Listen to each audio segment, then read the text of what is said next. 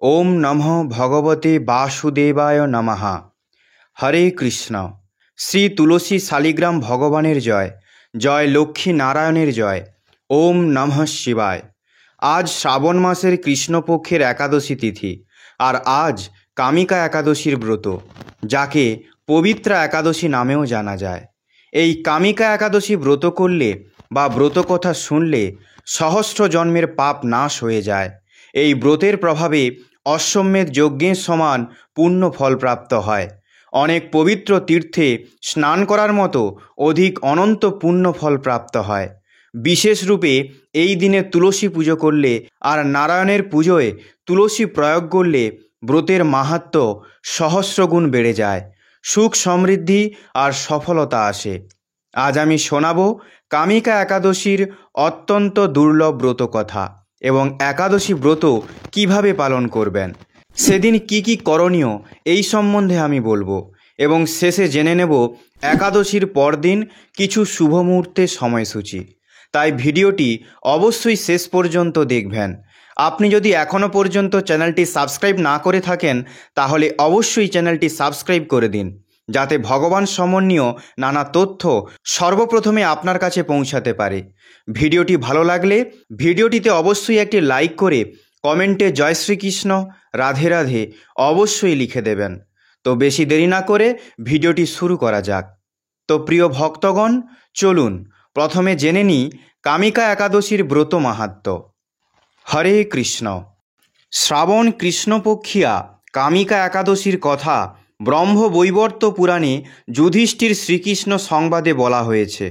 যুধিষ্ঠির মহারাজ শ্রীকৃষ্ণকে বললেন, হে গোবিন্দ, হে বাসুদেব, শ্রাবণ মাসের কৃষ্ণপক্ষের একাদশীর নাম এবং মাহাত্ম্য সবিস্তারে আমার কাছে বর্ণনা করুন, তা শুনতে আমি অত্যন্ত কৌতূহলী।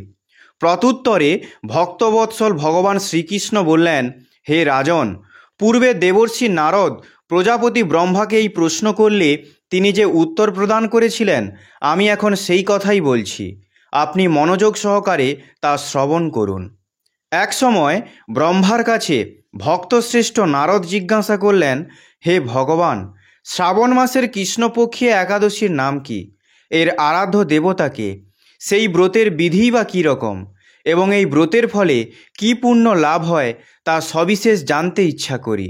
আপনি কৃপা করে আমাকে তা জানালে আমার জীবন ধন্য হবে। শ্রী নারদের কথা শুনে ব্রহ্মা অত্যন্ত সন্তুষ্ট হলেন। তিনি বললেন, হে বৎস, জগৎজীবের মঙ্গলের জন্য আমি তোমার প্রশ্নের যথাযথ উত্তর দিচ্ছি, তুমি তা শ্রবণ করো।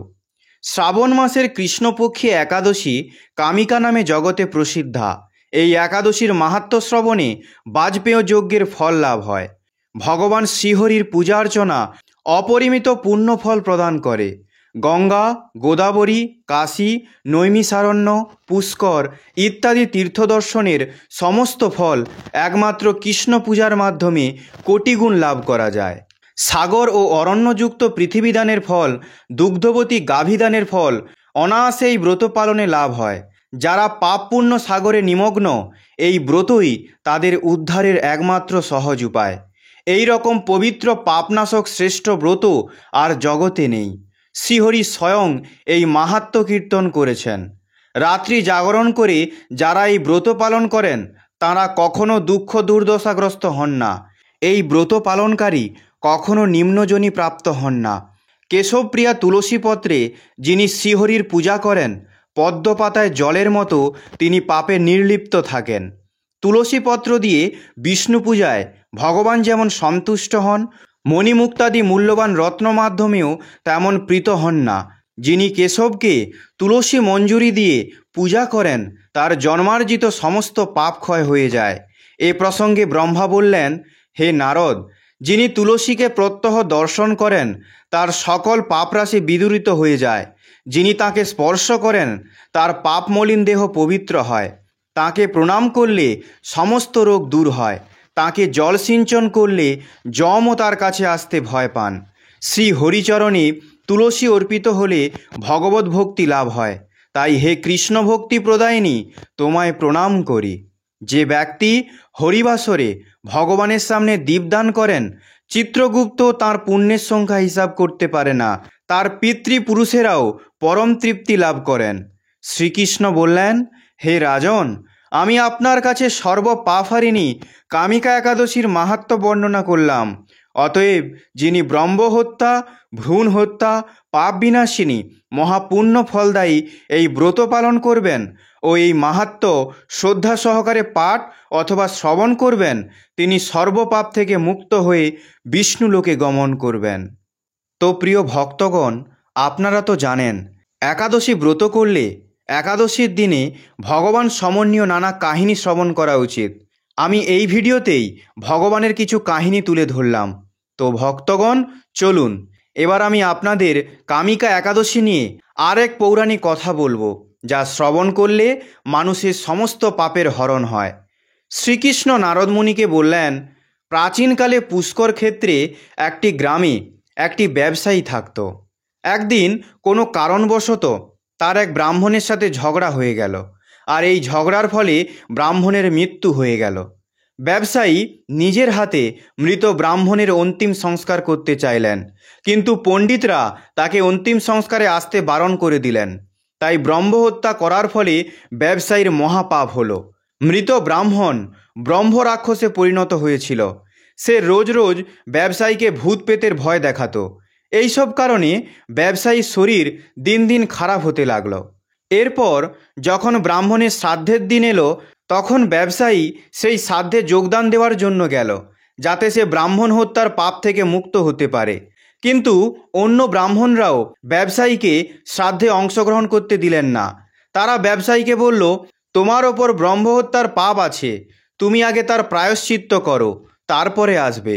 এই কথা শুনে ব্যবসায়ী জিজ্ঞাসা করলেন, এই পাপ থেকে মুক্ত হওয়ার কী উপায় আছে?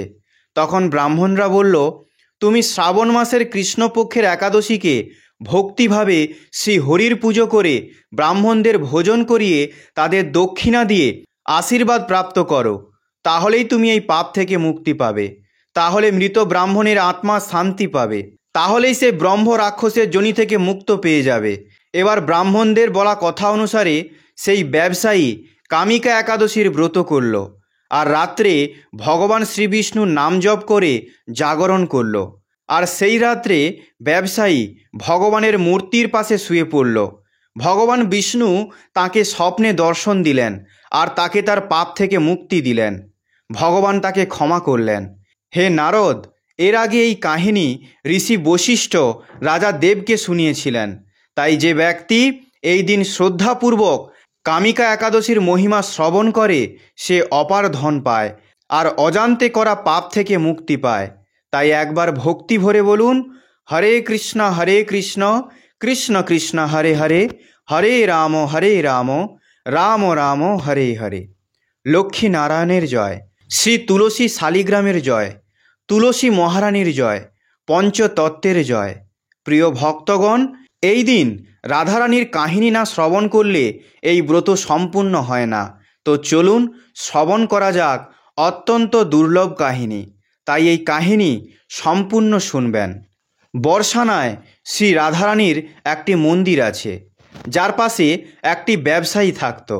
তার কাছে সব কিছু ছিল, বড় দোকান, বড় বাড়ি, 3টি ছেলে আর 3টি বৌমা। ব্যবসায়ী সব দিক থেকেই পূর্ণ ছিলেন, তবুও তার মনে অত্যন্ত দুঃখ ছিল। তিনি ভাবতেন, তার যদি একটি পুত্রী থাকতো, তাহলে সে তার মনের সমস্ত কথা নিজের পুত্রীকে বলতো। কারণ কিছু সময় আগেই ব্যবসায়ী স্ত্রী মারা গিয়েছিল। তাই ব্যবসায়ী নিজেকে অত্যন্ত একলা মনে করত। ব্যবসায়ী সবসময় তার ঘরের পাশের মন্দিরে শ্রী রাধারানীর দর্শনের জন্য যেত। একদিন যখন ব্যবসায়ী মন্দিরে রাধারানীর দর্শন করতে গেল, সেই দিন মন্দিরে একটি সাধু উপস্থিত ছিল। ব্যবসায়ীকে উদাস থাকতে দেখে সাধু জিজ্ঞাসা করলেন, উদাস কেন পুত্র? ব্যবসায়ী বলল, মহাত্মা, আমার কোনো পুত্রী নেই, তাই আমি দুঃখী। সাধু হেসে বললেন, যদি জীবনে কারোর অভাব থাকে, তাহলে তার জায়গায় ভগবানকে বসিয়ে নাও। ব্যবসায়ী বলল, মহাত্মা, আমার কোনো পুত্রী নেই, তাহলে আমার কি করা উচিত? সাধু বললেন, তুমি যখন বর্ষানায় স্থান পেয়েছ, তাহলে তুমি বর্ষানার কন্যা শ্রী রাধারানীকে নিজের পুত্রী মনে করো। সাধুর কথা ব্যবসায়ীর ভালো লাগলো। সেই দিন ব্যবসায়ী শ্রী রাধারানীর একটি বড় চিত্র আনলো আর সেটিকে নিজের ঘরে লাগিয়ে দিল। এখন ব্যবসায়ীর জীবন পাল্টে গেল। সে ঘুম থেকে উঠতে, খেতে, বসতে, শুতে, হাঁটতে সব সময় শ্রী রাধারানীকেই নিজের কন্যা মনে করত। শ্রী রাধারানীর ছবির দিকে তাকিয়ে ওনার সাথে কথা বলতো, নিজের কন্যাকে সমস্ত কথা বলতো আর আনন্দ হতো। ব্যবসায়ী এবং রাধারানীর এমন সম্পর্ক হয়ে গেল যে যখনই ব্যবসায়ী দোকানে যেত তখন রাধারানীকে ভোগ লাগিয়ে প্রসাদ খেয়েই যেত। সন্ধ্যায় যখন বাড়ি ফিরত তখন রাধারানীকে প্রণাম করে ওনার সাথে কথা বলতো, ভোগ লাগিয়ে প্রসাদ খেত আর সব সময় শ্রী রাধারানীর নাম করত আর সব সময় প্রসন্ন চিত্তে থাকতেন। যখনই ব্যবসায়ীকে কেউ তার নিজের পরিচয় জিজ্ঞাসা করত তখন ব্যবসায়ী বলতো 3 ছেলে বৌমা ও একটি পুত্রী রাধারানী আছে। একদিন ব্যবসায়ীর ঘরে চুড়ি পরানোর জন্য এলো। ঘরের 3টি বৌমা একে একে করে তার কাছে চুড়ি পরল। তখন শ্রী রাধারানী ভাবলেন, আজকে আমার পিতার ঘরে চুড়ি পরানোর লোক এসেছে, আমিও যাই, গিয়ে চুড়ি পরে আসি। যখন 3টে বৌমা চুড়ি পরে চলে গেল তখন সেখানে রাধারানী প্রকট হলেন। চুড়ি পরানোর লোকটি যখন রাধারানীর রূপ দেখল তখন সে অবাক হয়ে গেল। রাধারানী বললেন, আমাকেও চুড়ি পরিয়ে দাও। লোকটা ভাবল তার বাড়িতে হয়তো কোনো অতিথি এসেছে। এই ভেবে লোকটি রাধারানীকে চুড়ি পরিয়ে দিল। চুড়ি পরে রাধারানী অন্তর্ধান হয়ে গেলেন। চুড়ি পরানোর পর লোকটি প্রত্যেকবারের মতো ব্যবসায়ীর কাছে গেল চুড়ির টাকা চাইতে। লোকটিকে দেখে ব্যবসায়ী বলল, বাড়ির সবাইকে চুড়ি পরিয়ে দিয়েছ, এই নাও তোমার টাকা। ব্যবসায়ী লোকটিকে প্রতিবারের মতো একই টাকা দিল। তখন লোকটি বলল, এবার আমি বেশি টাকা নেব, আমি আপনার ঘরে 3 জনকে নয় 4 জনকে চুড়ি পরিয়েছি। ব্যবসায়ী বলল, আমার ঘরে 3 বৌমা ছাড়া আর তো কেউ নেই। লোকটি বলল, এটি তো আমি জানি না, আমি তো 4 জনকেই চুড়ি পরিয়েছি। ব্যবসায়ী বলল, প্রথমে আমি ঘরে গিয়ে জিজ্ঞাসা করি, তারপর তোমাকে টাকা দেব। লোকটি বলল, ঠিক আছে, আপনি ঘরেই জিজ্ঞাসা করে নিন। এই বলে লোকটি চলে গেল। সন্ধেবেলায় ব্যবসায়ী ঘরে গেল। ঘরে গিয়ে সবাইকে চুড়ি পরানোর লোকটির সম্বন্ধে জিজ্ঞাসা করল। তার বৌমারা বলল, আমরা 3 জনেই চুড়ি পরেছি। ব্যবসায়ী বলল, আমিও তো তাই তাকে বললাম যে 4 জন নেই আমার বাড়িতে। আর এইভাবেই ব্যবসায়ী এই কথাটি ভুলে গেল এবং নিজের নিত্য কাজ করতে লাগলো। ব্যবসায়ী রাধা রাধা বলতে বলতে রাধারানীকে প্রসাদ ভোগ লাগিয়ে ভোজন করে শুয়ে পড়ল। যখন ব্যবসায়ী ঘুমিয়ে পড়ল তখন ওনার স্বপ্নে শ্রী রাধারানী প্রকট হলেন। রাধারানী খুব দুঃখী ছিলেন, ওনার চোখে জল ছিল। ব্যবসায়ী স্বপ্নে জিজ্ঞাসা করল, পুত্রী, তোমার চোখে জল কেন? শ্রী রাধারানী বললেন, আজকে আমার মন অত্যন্ত দুঃখী। আমি এটিকে নিজের পিতার ঘর ভেবে লোকটির কাছ থেকে চুড়ি পরেছিলাম, কিন্তু আপনি সেই লোকটিকে চুড়ির মূল্য দেননি। পিতা, আপনি আমাকে নিজের কন্যা বানিয়েছিলেন, কিন্তু আমার কথা মনে পড়ল না। আপনি আমাকে দুঃখ দিয়েছেন, তাই জন্য আমি দুঃখী। এসব শুনে ব্যবসায়ী স্বপ্নেই কাঁদতে লাগলো আর বলল, পুত্রী, আমাকে ক্ষমা করে দাও, আমার দ্বারা অনেক বড় ভুল হয়েছে। ব্যবসায়ী তখনই ঘুম থেকে উঠে বসলেন। ওনার চোখ দিয়ে জল বেরোচ্ছিল। ব্যবসায়ী তৎক্ষণাৎ আলমারি থেকে টাকা বার করে চুড়িওয়ালা লোকটির বাড়ির দিকে গেল। ব্যবসায়ী চুড়িওয়ালা লোকটির বাড়ির দরজায় ধাক্কা দিল।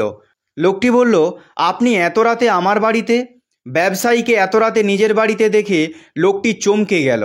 ব্যবসায়ীর চোখ জলে ভরা ছিল। ব্যবসায়ী বলল, তোমার মতো ভাগ্যবান কেউ নেই। লোকটি বলল, কি হয়েছে? ব্যবসায়ী বলল, আমি রাধারানীকে নিজের কন্যা বানিয়েছিলাম, কিন্তু আমি তাকে কখনোই নিজের নেত্র দিয়ে দেখিনি। কিন্তু তুমি আজ সেই রাধারানীকে নিজের হাতে চুড়ি পরিয়েছ, আর তোমার থেকে বড় সৌভাগ্যশালী এই পৃথিবীতে কেউ নেই। আমি তোমাকে আমার পুত্রীর চুড়ির মূল্য দিতে এসেছি। এই বলে ব্যবসায়ী টাকায় ভরা থলি তার সামনে রেখে দিল আর বলল, এর মধ্যে যা নেওয়ার নিয়ে নাও। যখন লোকটি শুনল শ্রী রাধারানী তার কাছে চুড়ি পরেছে তখন তার চোখেও জল চলে এলো। তখন লোকটি বলল, আমি রাধারানীকে পরানো চুড়ির টাকা কিভাবে নেব? রাধারানী তো সম্পূর্ণ বর্ষানার কন্যা, আর আমি কন্যার চুড়ির মূল্য আপনার থেকে নেব না। কিন্তু ব্যবসায়ী রাজি হলো না। ব্যবসায়ী টাকা ভরা থলে তার বাড়িতে রেখে সোজা রাধারানীর মন্দিরে চলে গেল। সেই দিনের পর থেকেই ব্যবসায়ী সব কিছু ছেড়ে সন্ন্যাসী হলেন। নিজের শেষ জীবন রাধারানীর সেবায় রাধারানীর মন্দির থেকেই কাটালেন। তো সবাই একবার বলুন শ্রী রাধারানীর জয়। তো প্রিয় ভক্তগণ, চলুন এবার শ্রবণ করা যাক তুলসী মায়ের কাহিনী। একটি ব্রাহ্মণ ছিল। সে প্রতিদিন মন্দির যেত আর তুলসী মায়ের পুজো করত। সে তুলসী মায়ের কাছে প্রতিদিন প্রার্থনা করত। তুলসী মা ভেবেছিলেন, এই ব্রাহ্মণ তো অত্যন্ত সরল আর গরিব এবং প্রতিদিন আমার পুজো করে, আমার ওর জন্য কিছু না কিছু করা উচিত। তখন তুলসী মহারানী একটি কন্যার রূপ ধারণ করে মন্দিরে বসে গেলেন আর ওই ব্রাহ্মণকে বললেন, আমি তোমার বাড়িতে যেতে চাই। ব্রাহ্মণ ভাবল, 6টি কন্যা তো আমার বাড়িতে আছে, আমি যদি এই কন্যাকে নিয়ে যাই তাহলে 7টি কন্যার পালন পোষণ আমি কিভাবে করব? কন্যাদের বিবাহ কিভাবে দেব? এই সব নিয়ে সে খুব চিন্তিত হয়ে গেল। চিন্তায় সে খেতেও পারছিল না। তখন তার স্ত্রী জিজ্ঞাসা করল, কি হয়েছে, আজকাল আপনাকে চিন্তিত দেখাচ্ছে? তখন ব্রাহ্মণ বলল, আমি যে মন্দিরে যাই ওখানে একটি ছোট্ট কন্যা বসে থাকে, সে কন্যাটি বলেছিল আমি তোমার বাড়িতে যাব। ব্রাহ্মণী স্ত্রী বলল, এতে চিন্তিত হওয়ার কি আছে, যে আসতে চায় তাকে আসতে দিন। ব্রাহ্মণ বলল, আমার 6টি কন্যা আছে, তাদেরও তো বিবাহ আমাকে দিতে হবে, আমি কিভাবে সব করব?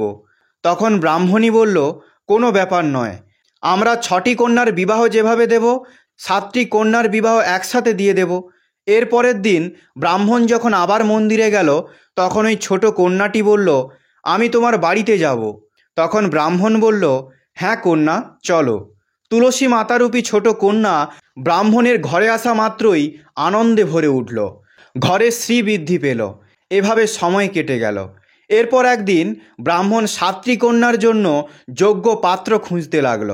তখন ছোট কন্যাটি বলল, আমার শালিগ্রাম ভগবানের মন্দিরে গিয়ে শালিগ্রাম ভগবানকে বলবে তিনি যেন বরযাত্রা নিয়ে আসেন আর আমার 6টি দিদিকে নিজের ইচ্ছা অনুসার বর খুঁজে দেন। ঘরে তুলসী মাতা থাকার কারণে ব্রাহ্মণের কোনো অভাব রইল না। তাই সে তার 6টি কন্যার বিবাহ অনেক বড় করে ধুমধাম করে দিল আর নিজের ছোট কন্যার বিবাহ শালিগ্রাম ভগবানের সাথে করালেন। আর এরপর তিনি অত্যন্ত পরম গতি লাভ করলেন। প্রিয় ভক্তগণ, এবার শ্রবণ করা যাক একাদশী মায়ের কাহিনী। তা শ্রবণ করলেই ব্রত সম্পূর্ণ হয়। একবার এক বৃদ্ধা মা একাদশী ব্রত রেখেছিলেন। তিনি অত্যন্ত ভক্তি সহকারে পূজার্চনা করেছিলেন। তিনি বৃদ্ধা অবস্থায় নিজের জন্য কিছুই চাইতেন না। তিনি নিজের পুত্র ও পৌত্রের সুখ সুবিধার কারণে ব্রত করতেন। তিনি সারাদিন কঠোর মন করে নিজের তৃষ্ণা আটকে রেখেছিলেন। একাদশীর দিন ব্রাহ্মণদের মাটির থালা ভর্তি ফল দান করেছিলেন। তিনি গরমে কষ্ট পাচ্ছিলেন, তার কারণে তিনি অনেকক্ষণ জলে ডুবেছিলেন, মুখ ধুচ্ছিলেন, তারপরেই কিছুটা শান্তি পেলেন। খিদে তো অনেকই পাচ্ছিল, যার কারণে বারবার মুখ শুকিয়ে যাচ্ছিল আর তার শরীর কেমন একটা হচ্ছিল। একে তো এত বয়স, তারপর এত ভয়ঙ্কর গরম। যেমন তেমন করে কষ্ট করে দিন তো কেটে গেল। এখন সামনে পাহাড়ের সমান রাত পড়েছিল। রাত কাটা তার কাছে অনেক কঠিন মনে হলো। খাটে শুয়ে শুয়ে শান্তি পাচ্ছিলেন না। তিনি বারবার এদিক ওদিক ফিরছিলেন, অনেকবার বাইরে যাচ্ছিলেন আর ভেতরে আসছিলেন। ঘরের মধ্যে শান্তি ছিল না। তিনি খাটে শুয়ে শুয়ে একাদশী মায়ের স্মরণ করছিলেন। তিনি বলছিলেন, হে মাতা, আপনি আমার সম্মান রাখবেন, আপনি আমাকে শক্তি দিন, যার দ্বারা আমি এই ব্রত সম্পূর্ণ করতে পারবো আর এই পাহাড় সমান রাত্রি শান্তিপূর্বক ব্যতীত করতে পারবো। তৃষ্ণার কারণে বৃদ্ধা মায়ের অস্বস্তি বাড়ছিল। তিনি ধৈর্য রাখার অনেক চেষ্টা করলেন, কিন্তু সহনশীলতার সীমা ভেঙে গেল। তিনি ঘাবড়ে চিৎকার করে উঠলেন। তিনি বললেন, বাঁচাও বাঁচাও। বৃদ্ধার আওয়াজ শুনে পরিবারের সবাই, আশেপাশের সবাই ভয়ে একত্রিত হয়ে গেল। সবাই জিজ্ঞাসা করল, বৃদ্ধা মা, আপনার কি হয়েছে? আপনি কেন চিৎকার করছেন? আপনি বৃদ্ধ অবস্থায় এই কঠিন ব্রত কেন করেছেন? বৃদ্ধা মা, শক্তিতেই ভক্তি, আপনি আরেকটু ধৈর্য রাখুন। বৃদ্ধা মা বলল, আমার প্রাণ বেরিয়ে যাচ্ছে, আমার বুকের ওপর ঠান্ডা জলের পাত্র রাখো।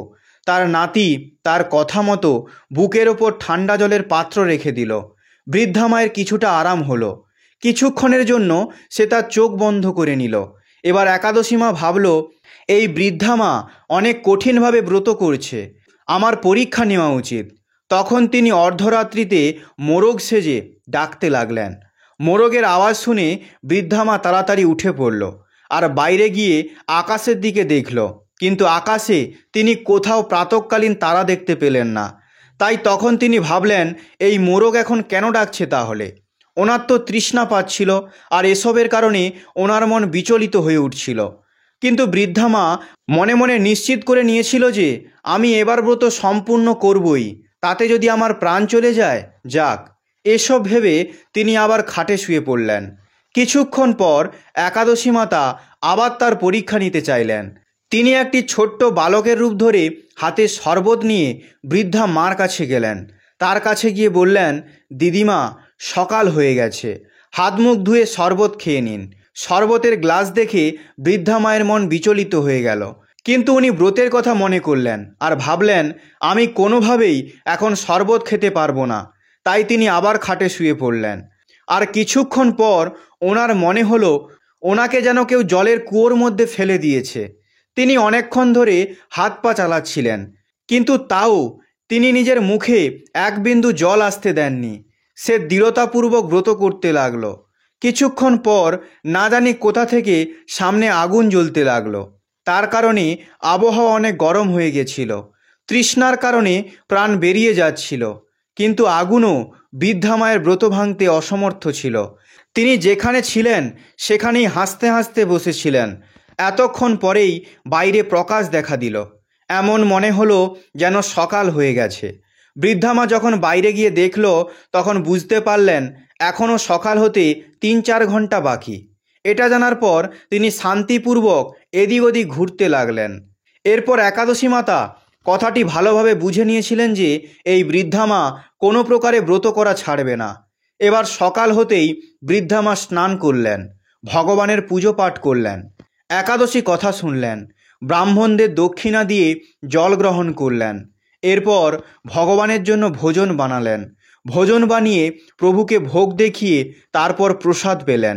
ওনার এই শ্রেষ্ঠ ব্রত করার ফলে ওনার আয়ু বেড়ে গিয়েছিল এবং ওনার পরিবার হাসি খুশিতে ভরে উঠেছিল। তার পরিবারে কোনো অভাব আর রইল না। বৃদ্ধা মায়ের চারিদিক সুখ সমৃদ্ধিতে ভরে উঠল। সেই দিন থেকে তিনি 12 মাস একাদশী ব্রত করতে লাগলেন। এই সংসারে সমস্ত প্রকার সুখ উপভোগ করে শেষে মৃত্যুর পর ভগবত ধামে যাওয়া যায়। যেমন একাদশী মা বৃদ্ধা মায়ের পরিবারকে হাসি খুশিতে ভরিয়ে দিয়েছিলেন, তেমনই যেন একাদশী মাতা আমাদের সবার মনোকামনা পূর্ণ করেন। সবাই একবার বলুন, লক্ষ্মী নারায়ণের জয়। তো চলুন এবার জানা যাক এই কামিকা একাদশী নিয়মপূর্বক কীভাবে পালন করতে হবে। একাদশীতে সবথেকে গুরুত্বপূর্ণ যে জিনিসটি করতে হয় তা হলো অন্নত্যাগ, হরিনাম জপ, কৃষ্ণ চেতনায় স্থিরতা। একাদশীর দিন এই 3টি জিনিস কিভাবে প্রাপ্ত করবেন তার বিধি অত্যন্ত সরল। কিছু কাজের মাধ্যমে আপনি এই 3টি জিনিস প্রাপ্ত করতে পারবেন। সর্বপ্রথম কাজ হলো, যেদিন আপনি একাদশী ব্রত পালন করছেন সেই দিন ব্রহ্ম মুহূর্তে উঠে স্নানাদি ইত্যাদি নিত্য কর্ম সেরে যত তাড়াতাড়ি সম্ভব নিজেকে শুদ্ধ করে নিতে হবে। এরপর ভগবানের মঙ্গলারতি দর্শন করতে হবে, অথবা নিজের ঘরে ভগবানের মঙ্গলারতি করতে পারেন। তারপর ভগবানের সামনে বসে হাতে গঙ্গা জল নিয়ে একাদশী ব্রতের সংকল্প নিয়ে এই মন্ত্রটি উচ্চারণ করতে হবে। একাদশাম নিরাহারঃ স্থিতা অহম অপের অহনি ভোক্স্বামী পুণ্ডরীকাক্ষ শরণম মে ভাবাচ্যুত। এর অর্থ হলো, একাদশীর দিন আমি ভোজন করব না, পরের দিন অন্ন গ্রহণ করব। হে পুণ্ডরীকাক্ষ, হে অচ্যুত, আমাকে আপনার শরণে নিন। এইভাবে একাদশী ব্রতের সংকল্প নিয়ে এবার আপনি তুলসী দেবীর পুজো করুন। তুলসী দেবী বাস্তবে আমাদেরকে ভগবানের কাছে নিয়ে যায়, কারণ তিনি স্বয়ং ভগবানের শুদ্ধ ভক্ত। এরপর তুলসী দেবীকে জল অর্পণ করুন। তুলসী দেবীকে জল অর্পণ করার সময় এই মন্ত্রটি বলবেন, ওম গোবিন্দ বল্লভম দেবীম ভক্ত চৈতন্য কারিণীম স্নাপয়ামি জগদ্ধাত্রীম কৃষ্ণ ভক্তি প্রদায়িনীম। তুলসী দেবীর সামনে দীপক প্রজ্বলন করুন। ওনাকে কমপক্ষে 4 বার প্রদক্ষিণ করুন। তুলসী দেবীকে প্রদক্ষিণ করার সময় যে মন্ত্রটি পাঠ করবেন সেটি হলো, ইয়ানি কানি চাপা পানি ব্রহ্ম হত্যাদি কানি চ তানি তানি প্রণস্বন্তি প্রদক্ষিণ পদে পদে। প্রিয় ভক্তগণ, অনেক সময় মানুষরা মনে করেন যে একাদশীর দিন তুলসী দেবীকে জলদান করা উচিত নয়, কিন্তু শাস্ত্র অনুসারে এরকম কোনো কথাই নেই। একাদশীর দিন তুলসী দেবীকে অবশ্যই জল অর্পণ করা যায়।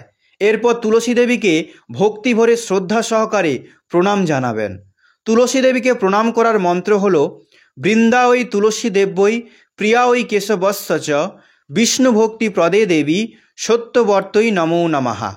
তারপর আপনি তুলসী দেবীর সামনে বসে ভগবান শ্রীকৃষ্ণের পবিত্র নাম হরে কৃষ্ণ কৃষ্ণ কৃষ্ণ হরে হরে হরে রাম রাম রাম হরে হরে এই মহামন্ত্র যতটা পারবেন জপ করুন। এই মন্ত্রটি ধ্যানপূর্বক ও শ্রদ্ধাপূর্বক জপ করুন। শ্রদ্ধা ছাড়া কোনো আধ্যাত্মিক কাজ সফল হয় না। একাদশীর দিন যতটা পারবেন বেশি বেশি করে এই মহামন্ত্রটি জপ করবেন। সম্পূর্ণ দিনে উপবাস পালন করবেন।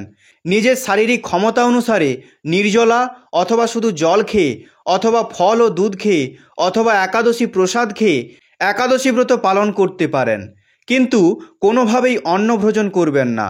সেটা গম হোক, চাল হোক, ভুট্টা হোক বা ডালিয়া। এই দিন কোনো রকম রবি শস্য গ্রহণ করা যাবে না। এছাড়াও নেশা জাতীয় দ্রব্য গ্রহণ করা যাবে না। আপনি দুধ, ফল, একাদশী প্রসাদ ইত্যাদি গ্রহণ করতে পারবেন। সম্পূর্ণ দিনই অধিক থেকে অধিকতর হরে কৃষ্ণ মহামন্ত্র জপ করুন। শ্রীমদ্ ভগবত ও ভাগবত গীতা পাঠ অথবা শ্রবণ করবেন। আমাদের চ্যানেলে শ্রীমদ্ ভগবত গীতার উপদেশ সংক্রান্ত বিশেষ কিছু ভিডিও রয়েছে, আপনারা সেগুলি শ্রবণ করতে পারেন। আমি এই ভিডিওর ডেসক্রিপশানে শ্রীমদ্ ভগবত গীতার উপদেশ সংক্রান্ত ভিডিওর লিঙ্ক দিয়ে দেব। আপনি সেখান থেকে গীতাবাণীর উপদেশ সহজ সরল ভাষায় শ্রবণ করতে পারেন। কামিকা একাদশীর দিন আপনার নিকটবর্তী কোনো গোশালায় গিয়ে গোমাতার জন্য দান করতে পারেন, গোমাতার সেবা করতে পারেন। এভাবে সন্ধ্যা হওয়ার পরে আবার তুলসী দেবীর সামনে ও ভগবান শ্রীকৃষ্ণের সামনে ঘিয়ের প্রদীপ প্রজ্বলন করুন। ভগবানের সামনে বসে কীর্তন করুন। পরের দিন দ্বাদশী তিথিতে প্রাতঃকাল ব্রহ্মমুহূর্তে উঠে স্নানাদি করে স্বচ্ছ হয়ে হরে কৃষ্ণ মহামন্ত্রের জপ করুন। নির্ধারিত পারণ সময়ের মধ্যে মানে 22 জুলাই 2025 মঙ্গলবার প্রাতঃ 5টা 3 মিনিট থেকে প্রাতঃ 7টা 7 মিনিটের মধ্যে একাদশী ব্রত পারণ মন্ত্র পাঠ করে নেবেন। একাদশী পারণ মন্ত্রটি হল অজ্ঞান তিমিরন্ধস্ব ব্রতে নানেন কেশব প্রসিদ সুমুখনাথ জ্ঞান দৃষ্টি প্রদৌ ভব। একাদশী উপলক্ষে পারণের আগে আপনি যদি দান দিতে চান তাহলে দান দেওয়ার শুভ সময় হবে ভোর 3টা 38 মিনিট থেকে সকাল 7টা 7 মিনিট পর্যন্ত। একাদশী পারণ নির্ধারিত সময়ের মধ্যে করা অত্যন্ত আবশ্যক। এমন না করলে ব্যক্তির একাদশীর ব্রত পালনের ফল নষ্ট হয়ে যায়। তাই নির্দিষ্ট সময়ের মধ্যে একাদশীর পারণ অবশ্যই করে নিতে হবে, আর দানও নির্দিষ্ট সময়ের মধ্যে দিয়ে দিতে হবে। একাদশী পারণ মন্ত্রটি পাঠ করার পর কোনো অন্নপ্রসাদ খেয়ে একাদশী ব্রত পালন করতে পারেন। সর্বপ্রথমে তার ওপর তুলসীপত্র রেখে ভগবানকে ভোগ লাগান, আর তাই প্রসাদ রূপে স্বয়ং গ্রহণ করুন। পালন করার পূর্বে বাড়ির নিকটবর্তী মন্দিরে বা সুপাত্র ব্রাহ্মণ বা বৈষ্ণবকে নিজের ক্ষমতা অনুসারে কিছু না কিছু দান অবশ্যই করবেন, কারণ সুযোগ্য ব্যক্তিকে দান দেওয়া প্রত্যেক পরিবারে থাকা গৃহস্থ ব্যক্তির মুখ্য কর্তব্য। এর ফলে আপনার উপার্জনের শুদ্ধিকরণ হয়ে থাকে, আর দান করার পূর্ণ ফল আপনি পাবেন। আর এভাবে একাদশী ব্রত পালন করে ভগবান নারায়ণের বিশেষ কৃপা প্রাপ্ত করতে পারবেন। তো এভাবেই আপনি সম্পূর্ণ শ্রদ্ধা ও নিয়মপূর্বক কামিকা একাদশী পালন করতে পারেন। আশা করব আপনাদের এই ভিডিওটি ভালো লেগেছে। তাহলে ভিডিওটিতে অবশ্যই একটি লাইক করে এটি অবশ্যই নিজের পরিবার ও বন্ধুবান্ধবদের সাথে শেয়ার করে দিন, যাতে তারা একাদশীর পালন করে আধ্যাত্মিক পথে এগোতে পারে। সমস্ত পাপ নাশ করে ভগবানের সেবা পুজো করার উদ্দেশ্যেই এই বিশেষ কামিকা একাদশী পালন করা যাক, আর পরম ভগবান শ্রীকৃষ্ণের চরণে স্বয়ংকে সমর্পিত করা যাক। আপনারা সবাই ভালো থাকবেন, সুস্থ থাকবেন। ধন্যবাদ। জয় শ্রীকৃষ্ণ। রাধে রাধে।